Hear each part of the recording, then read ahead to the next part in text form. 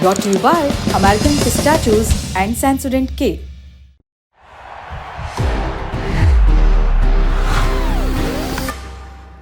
That's the power of pistachio. वक्फ संशोधन bill के पास होने के बाद सड़क पर देश के कई हिस्सों में विरोध दिखा। सड़क पर आएंगे, लेकिन उसके पहले आपको ले चलते हैं बंद कमरे से आई एक तस्वीर पर। हमने कल आपको एक बताया था अपने शो में कि प्रधानमंत्री नरेंद्र मोदी बिम्स्टेक शिखर सम्मेलन में हिस्सा लेने के लिए थाईलैंड पहुंचे हुए हैं। यहाँ प्रधानमंत्री मोदी ने बांग्लादेश की अंतरिम सरकार के सलाहकार मोहम्मद यूनुस से मुलाकात की। भारतीय विदेश मंत्रालय ने बताया कि इस मुलाकात के दौरान प्रधानमंत्री ने बांग्लादेश में अल्पसंख्यक हिंदुओं की सुरक्षा का मुद्दा उनसे उठाया। यूनुस ने उनकी सुरक्षा सुनिश्चित करने और उनके खिलाफ जो अत्याचार हुए हैं उनकी जांच करने की बात भी कही। शेख हसीना के सत्ता से बेदखल होने के बाद यूनुस के साथ प्रधानमंत्री मोदी की ये पहली मुलाकात रही। वो ऐसे वक्त में हुई जब शेख हसीना ने भारत में शरण ली हुई है और यूनुस उनके धुर विरोधी हैं। विदेश सचिव विक्रम मिस्री ने एक बयान में कहा कि थाईलैंड में हुई ये मुलाकात लोकतांत्रिक, स्थिर, शांतिपूर्ण और समावेशी बांग्लादेश के लिए भारत के समर्थन को दोहराती है। उन्होंने कहा कि प्रधानमंत्री ने बांग्लादेश के साथ सकारात्मक और रचनात्मक संबंध बनाने पर जोर दिया। इस दौरान बांग्लादेश की तरफ से शेख हसीना के प्रत्यर्पण की मांग भी दोहराई गई। शेख हसीना का सवाल है और उनके सिलसिले में जो बांग्लादेश की ओर से एक निवेदन आया है, मैं इसके बारे में बातचीत हुई थी और जो हमारे स्पोक्स पर्सन हैं उन्होंने पहले ही इसके बारे में आपको अवगत किया है कि हमारे पास इस मुद्दे पे एक निवेदन आया है। इस समय इस विषय पे कुछ और कहना मेरे लिए उचित नहीं होगा। SLS और पैराबेन गॉन तो उसका करंट ऑन। What then? इसके पोटेशियम आयंस करें टूट का करंट गॉन, लाइव का करंट ऑन। अब इस मुलाकात के कुछ महत्वपूर्ण पहलुओं पर गौर करते हैं। प्रधानमंत्री ने हिंदुओं की सुरक्षा पर चिंता व्यक्त की, क्योंकि बांग्लादेश में अल्पसंख्यकों के साथ होने वाली किसी भी घटना का असर भारत के सीमावर्ती इलाकों पर भी पड़ता है। भारत एक शांत और स्थिर बांग्लादेश चाहता है, क्योंकि ये दोनों देशों के आपसी विकास के लिए महत्वपूर्ण है। बांग्लादेश के साथ सकारात्मक और रचनात्मक संबंध बनाने की बात हुई। ये बयान दोनों देशों के बीच सहयोग और साझेदारी मजबूत करने की भारत की प्रतिबद्धता को दर्शाता है। प्रधानमंत्री ने बांग्लादेश से भारत में हो रही अवैध घुसपैठ पर भी चिंता जताई। कहा कि इसे रोकने के लिए एजेंसियों को सख्ती से काम करना पड़ेगा। मीडिया रिपोर्ट्स ये कहती हैं कि इस मुलाकात के दौरान उत्तर पूर्व भारत पर मोहम्मद यूनुस की हालिया टिप्पणी भी चर्चा का विषय रही।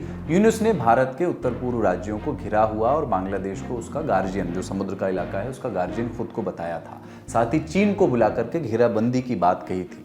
प्रधानमंत्री मोदी ने कहा कि भारत अपने सीमावर्ती क्षेत्रों में शांति और स्थिरता बनाए रखने के लिए प्रतिबद्ध है और वहां विकास के लिए लगातार काम कर रहा है। यूनुस को ऐसी जुमलेबाजी नहीं करनी चाहिए जिससे माहौल खराब हो।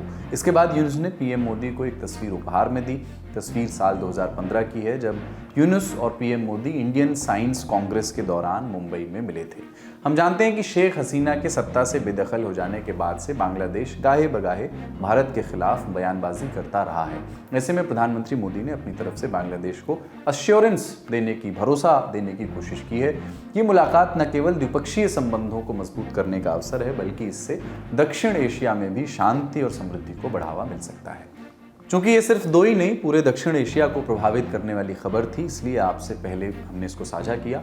लेकिन अब दिन के हॉट टॉपिक पर लौटते हैं। हमने 3 अप्रैल के शो में आपको राज्यसभा में हुई बहस के बारे में बताया था। सदन पर देर रात जो वक्फ विधेयक है उस पर वोटिंग हुई, जहां ये पारित हो गया। विपक्षी सांसदों के सुझाए गए संशोधन ध्वनि मत से गिर गए। राज्यसभा में वोटिंग से पहले एनडीए के पास 125 सांसदों का सपोर्ट था, लेकिन इस बिल के समर्थन में 128 मत पड़े। ऐसा इसलिए क्योंकि बीजू जनता दल ने यू टर्न ले लिया था, अपनी राय बदल ली थी। पार्टी ने पहले इस बिल का विरोध करने का ऐलान किया था, फिर कहा कि सांसद अपने विवेक से फैसला लें। उनके ऊपर से व्हिप हटा दी गई। खबरों के मुताबिक बीजेडी के 7 राज्यसभा सांसदों में से कुछ ने इसके समर्थन में वोट किया। ये तो रही कल की बात। आज क्या हुआ?